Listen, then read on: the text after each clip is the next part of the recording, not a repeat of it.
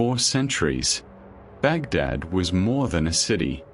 It was the center of the world, a place where knowledge was collected, preserved, and expanded, where scholars translated the wisdom of entire civilizations, where science, medicine, and philosophy flourished, where ideas traveled faster than armies, and knowledge was more valuable than gold. Baghdad was not just powerful, it was untouchable. Or at least, that is what they believed. Because history shows us something uncomfortable. The greatest empires do not fall when they are weak. They fall when they think they cannot fall. And Baghdad had every reason to believe in its immortality. It had survived wars, political struggles, generations of rulers. It had become a symbol, not just of power, but of permanence. But permanence is the most dangerous illusion of all. In the year 1258, that illusion shattered.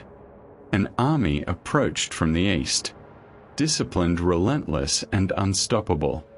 The Mongols, led by Hulagu Khan, a name that carried fear long before his army arrived. Cities had already fallen before him. Empires had collapsed without a fight, because the Mongols did not just conquer land. They destroyed resistance itself. They broke the will of those who dared to stand against them.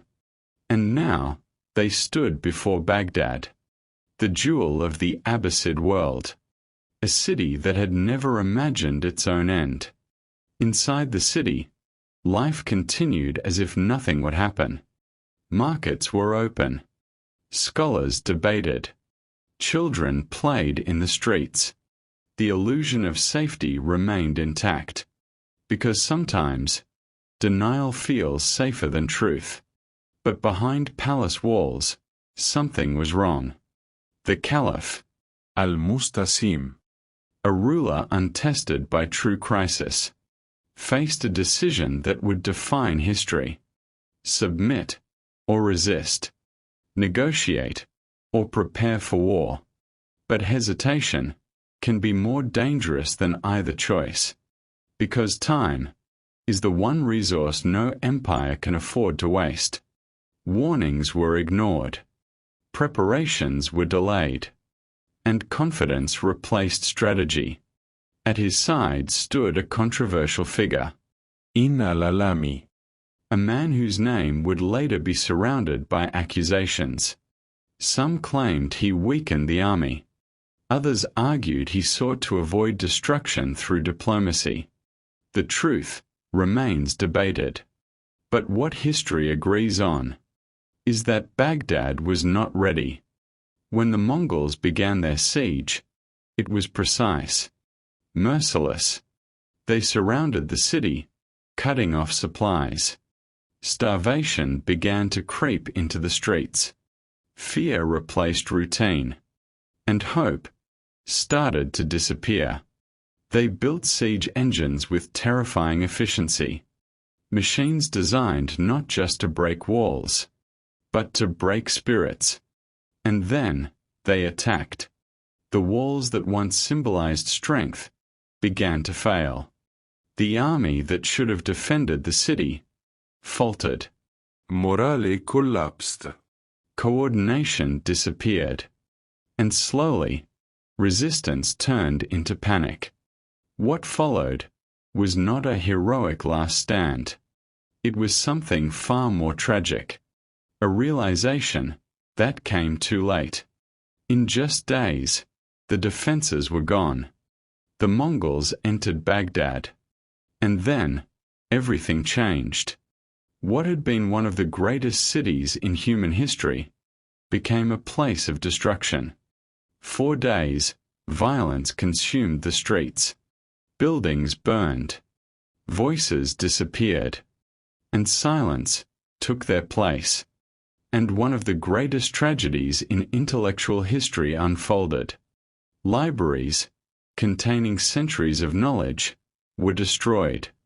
Books that held the memory of civilizations vanished. Knowledge, once carefully preserved, was lost in moments. Some accounts describe the Tigris River turning dark. From the ink of destroyed manuscripts, a powerful image, whether literal or symbolic, because what truly disappeared was not just ink, but understanding.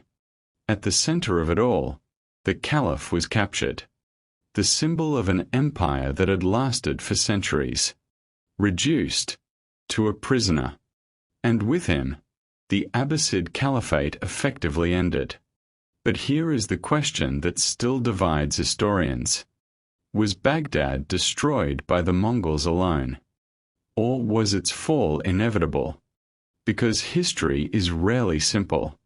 It is easy to blame the invader, to point to the army at the gates. But empires are not destroyed in a single moment. They weaken slowly, quietly, almost invisibly, through poor decisions, through misplaced confidence, through failure to adapt. By the time the Mongols arrived, Baghdad was already vulnerable, not because it lacked resources, but because it lacked readiness. And perhaps that is the most important lesson. Power without awareness is fragile. Strength without preparation is temporary. And confidence without action is dangerous. Because when the moment of truth arrives, it does not wait. It does not give second chances. It simply reveals what was already broken. The fall of Baghdad was not just a military defeat. It was a collapse of illusion. The belief that greatness guarantees survival. The belief that history protects those who created it. But history protects no one. It only remembers. And sometimes, it remembers through ruins, through silence, through the absence of what once was. So the next time you hear about the fall of a great power, ask a different question. Not how it was destroyed, but when it truly began to fall. Because the end is rarely the beginning. It is only the moment when everything that was hidden becomes impossible to ignore.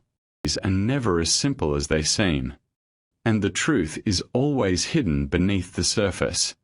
So if you want to see what others miss, subscribe, because the next story might change how you see everything.